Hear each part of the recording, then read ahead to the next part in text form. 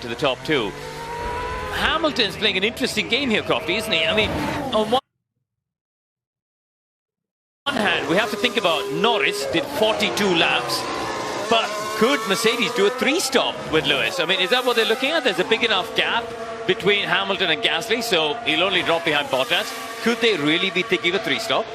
And hoping for a safety car, because are there enough laps for Lewis to charge down? They're just so fast, man. Yeah.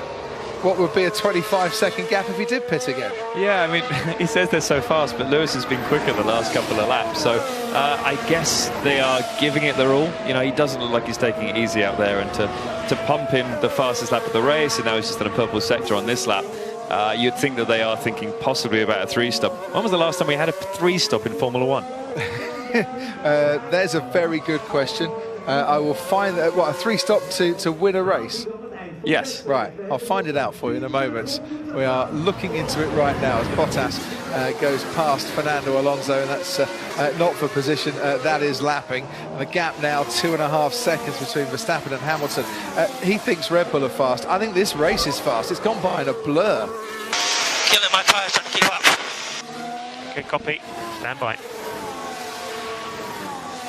I mean, if they did do a three-stop, and he will have a massive pace advantage if he can put the soft tyres on. I don't know how old his best set of soft tyres are, but zero. Three laps old. I think he'll have great pace on that tyre at the end of this race when the circuit's gripped up, low fuel. So there's every opportunity with the three-stop he could still challenge Max. What's Perez doing at the moment? Because of course he's on the soft tyres, a 1:13.5 on his last lap, Sergio Perez, but he's going quicker on this particular lap. Has to be said, though, that these mediums are working quite nicely for Hamilton at the moment, and he is closing that gap, but there's always that half suspicion that Verstappen's just easing things down a bit out in front and just monitoring the situation. Yeah, or maybe he's not. Lewis has found he's been very consistent with his lap times and putting in some great sectors. So maybe it's just working for him now, the tyre. Maybe the degradation will be okay. As you said, Karun, Lando did 42 laps on a medium tyre. Lewis only has to do 36, and the circuit is in much better condition than it was at the start of the race for Lewis. And the car much lighter as well. Yeah. Dutch Grand Prix here at Zandvoort. We've waited a long time, and it's giving us a fast and frenetic race. Strategic battles and headaches on the pit wall throughout the 53 laps, but it's Verstappen, Hamilton and Bottas, the 1, 2, 3, as it was off the grid. Gasly, Leclerc and Sainz started 4th, 5th and 6th as well. Up to Perez, 1 second. Let's try and hold him up. Yeah, let's go, Daniel. Let's go. You're going to hold Perez up here. Because that will really help your teammate if you can. Yeah, there's a lot of teamwork going on here, which is nice to see. Tough for the driver that's giving it, though. But Norris, the last lap, he took a second out of Ocon in front of him. He's only 3.3 seconds behind. He is coming for the Alpines. I just want, if Ocon is the faster car of the two Alpines, if they can find a way to let him pass down the straight without slowing Alonso down, and then maybe use some DRS for Alonso to keep him with Ocon, then it cuts off the threat of faster cars behind for a bit longer. I think they've just got to hurry up. Fernando's just done his quickest lap of the race, a 14.9, half a second up on Ocon. So it's time to switch it on. He knows that Norris is coming. So Alonso and Ocon 7th and 8th at the moment. Fernando Alonso starting this race in 9th.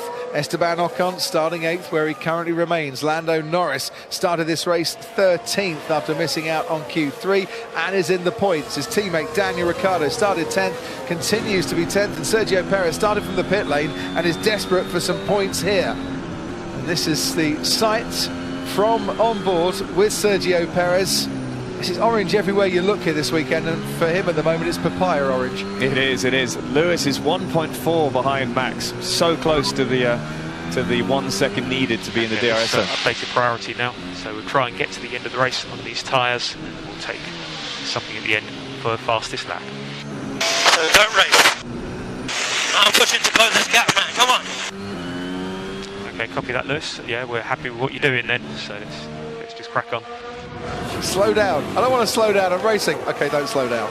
Is that the translation? I love that. All this strategy, and then, actually, I'm going to drive fast. Well, actually, yeah, you should drive fast because you're doing a great job, Lewis. Because what Pete Bonington's got is a lot of people in his ears monitoring sensors on the tyres, telling him information that actually might be an idea to try and slow your driver down a bit. Sergio Perez has got past Daniel Ricciardo. He is 10th. Ricciardo didn't hold him up for too much longer, quickly down to 10. It was an absolutely very funny and shameless, quite shameless message to Ricciardo saying, right, Perez is behind us, we're going to hold him up. Daniel, you are going to hold Perez up. So hold him up, okay? Hold him up. Maybe all's fair in love in Formula One, eh? Absolutely. Hamilton has DRS down the main straight to try and get past Robert Kubica, and lapping Robert Kubica, goes down the inside and has now cleared yet another back marker. Back markers could play a part in this, and Verstappen has got Mick Schumacher, Giovinazzi and Latifi not too far ahead of him. They'll be lapping those in about a lap and a half's time. Yeah, I'm sorry, I'm straight back on this battle at the front.